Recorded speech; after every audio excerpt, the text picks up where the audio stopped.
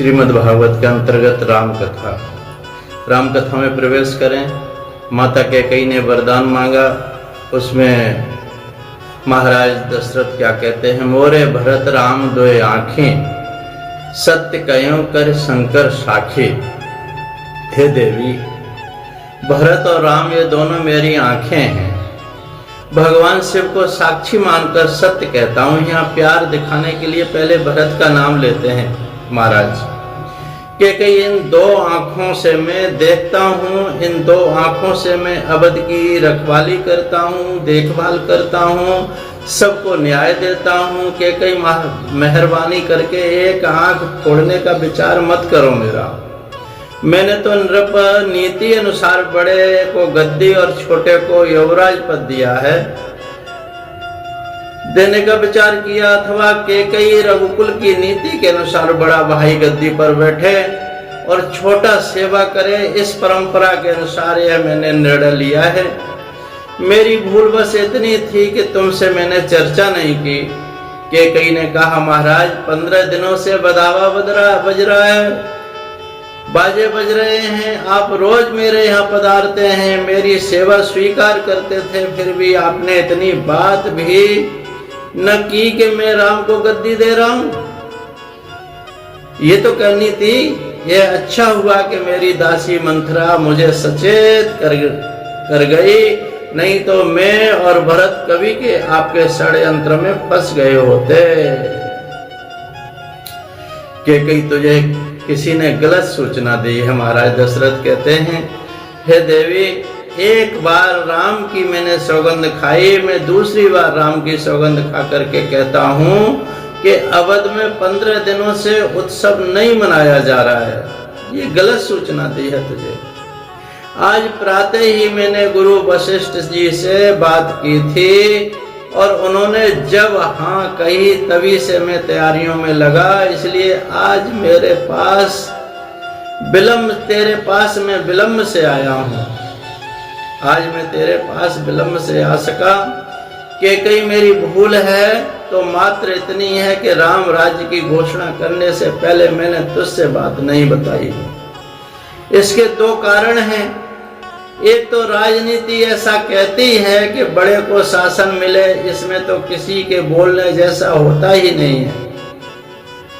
और दूसरा, तुम ऐसा भी कहती थी कि यदि भगवान दूसरा जन्म नारी का दे तो मैं मांग रखूंगी कि मेरे घर राम जैसा पुत्र जन्म ले, मेरी कोख से राम जैसा पुत्र जन्म ले, और सीता जैसी मेरी पुत्र बधू आए, यही मेरी मांग थी, तेरी मांग थी।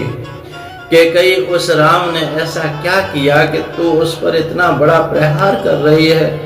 देवी, तुम भरत को ही शासन देना चाहती हो तो मैं भरत को राजगद्दी दूंगा, तेरी ये इच्छा पूरी होगी और भरत को शासन मिल रहा है, ऐसी बात जब राम सुनेंगे तब वे बहुत खुश होंगे, बहुत खुश होंगे।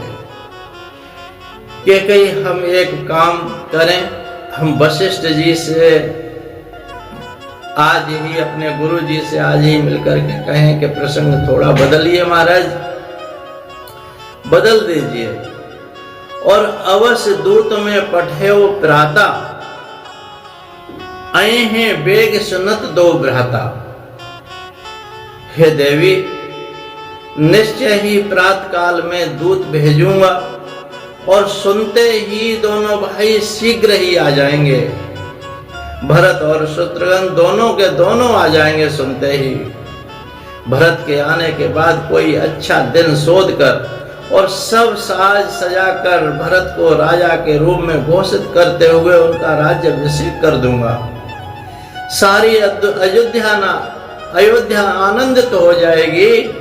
पर राम वनवास का क्या काम है? राम को वनवास क्यों? राम तो भरत के ऊपर अधिक प्रीति करता है, अधिक प्रेम करता है, और दूत ऐसा नहीं भेजूंगा मैं बुलाने के लिए। भुक्तो गुड़ी सुचिर दक्ष प्रगल्भो व्यसनी क्षमी ब्राह्मण परम धर्मज्ञो दूत प्रतिभावमान, ऐसा दूत भेजूंगा। भुक्तो भुक्त कुल, अच्छे या प्रतिष्ठित कुल में जन्मा हुआ हो, जिसने अच्छे अच्छे विचारों का जिसके अंदर आदान हो, गुणी हो जिसमें धैर्य साहस और विवेक जैसे गुण हों, और शुचि हो, शारीरिक मानसिक रूप से पवित्र ईमानदार हो, दक्ष हो, अपने काम करने में कुशल हो, प्रगल्भ निर्भीक और प्रभावशाली तरीके से बात करने वाला हो, अव्यसनी हो, जिसे जुआ मदरा या अन्य कोई बुरी लत न हो, और क्षमी सहनशील और शांत स्वभाव वाला हो, और ब्राह्मण विद्वान हो, परम धर्म को जानने वाला हो, परम धर्म को जानने वाला, प्रतिभावमान, दूसरे के चेहरे के भाव या मन की बात को भांप लेने वाला ऐसा सर्वगुण संपन्न दूत को मैं भेजूंगा, जो भरत और शत्रुघ्न को तुरंत ही ले जाएगा। कौशल्या के ऊपर कोई भ्रम तो मैं राम की सौगंध करके स्वभाव से ही कहता हूं कि कोई कौशल्या का इसमें विचार नहीं है कि राम की माता ने मुझसे कुछ भी नहीं कहा है, मैंने यह सब तुमसे बिना पूछे किया है।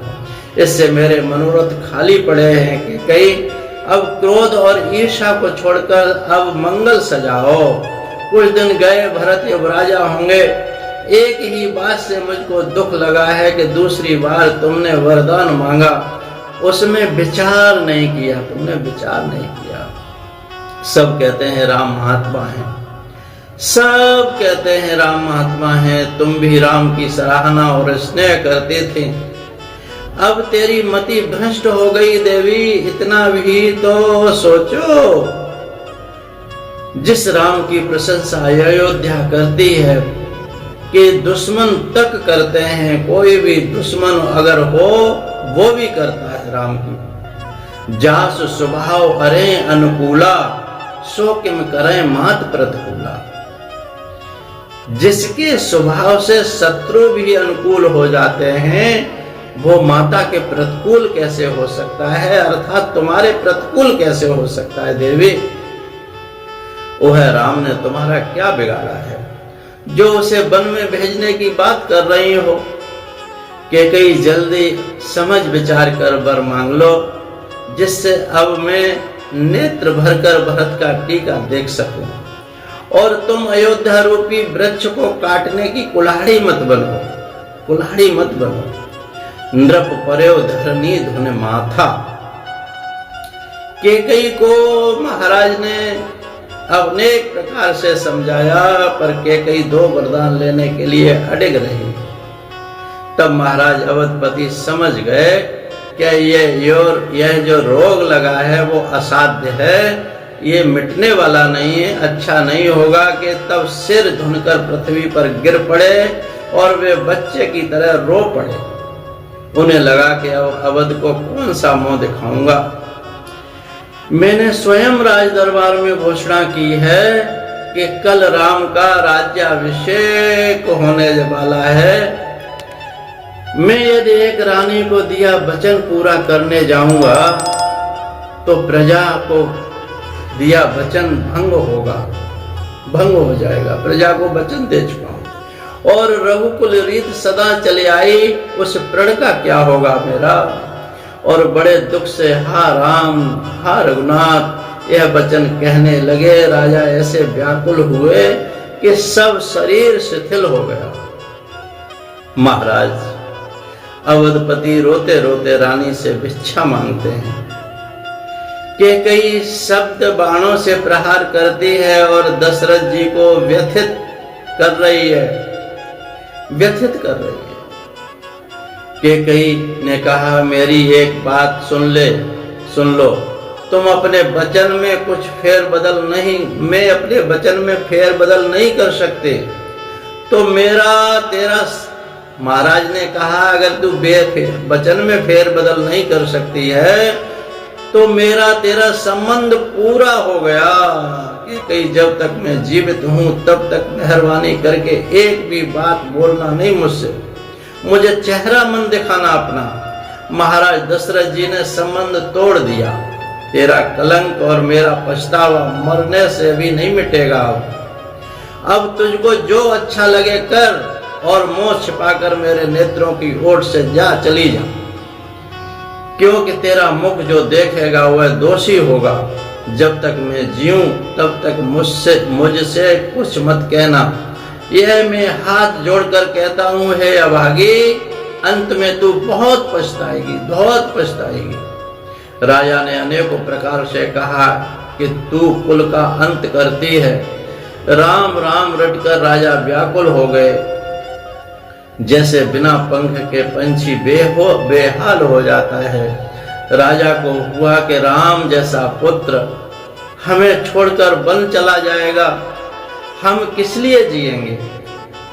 और कल बेचारी कौशल्या मुझसे जब पूछेगी कि राम ने ऐसा कौन सा अपराध किया जो उसे वन में भेजने की नौबत आ गई, तब मैं उसे कैसे समझाऊंगा, कैसे समझाऊंगा।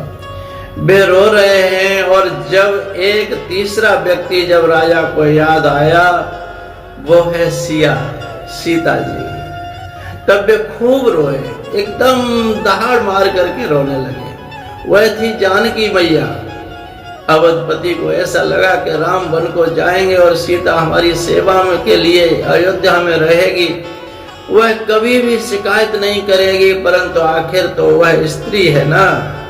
अपने पति श्री राम के वियोग में कभी संध्या के समय मेरे राजभवन में एक कोने में बैठ करके राम को याद करके अकेली जब रोएगी और उस वक्त मुझसे बस यूं पूछेगी कि हे पिताजी, 14 बरस पूरे होने में अभी कितना वक्त बाकी है, कितना वक्त बाकी है। उस वक्त में उसे क्या जवाब दूंगा? क्या मैं उसे ऐसा कहूंगा कि जानकी बेटी, तुझे अपने सौभाग्य से दूर फेंक दिया गया है? दशरथ जी भगवान से प्रार्थना करते हैं, हे विधाता, यह सब देखने का अवसर आए इससे पहले ही मेरी मृत्यु हो जाए, ये मैं न देखूं, मेरी मृत्यु हो जाए। श्री राम आंख से दूर हों इससे पहले आंख बंद हो जाए। ऐसा कुछ करो, भले ही जल के बिना चाहे मछली रह जाए, अथवा मणि के बिना चाहे तड़पते हुए दुखी सर्प के प्राण रह जाएं। परंतु एक बात मैं स्वभाव से कहता हूं, मेरे जीवन में, मेरे मन में कभी छल नहीं रहा। मैं सत्य कहता हूं कि राम के बिना जी नहीं सकता। कि कई राजा से कहने लगी, महाराज करोड़ों उपाय क्यों न करो, यहाँ आपकी माया नहीं चलेगी, या तो वरदान दो। अब महाराज समझ गए कि यह बात सत्य है, हंसी नहीं है। स्त्री के बहाने मेरी मृत्यु आ गई, मेरी मृत्यु आ गई इसके बहाने। खिड़की से आकाश की ओर हाथ जोड़कर दशरथ जी ने सूर्य नारायण की प्रार्थना की। प्रार्थना करते हुए वो कह रहे हैं, उदय करो जन रवि कुल गुरु, अवध बिलो के सूल हुए हैं पुर। हे रघुकुल के गुरु सूर्यदेव, आप हमारे कुल के पिता हैं, बुजुर्ग हैं, गुरु हैं।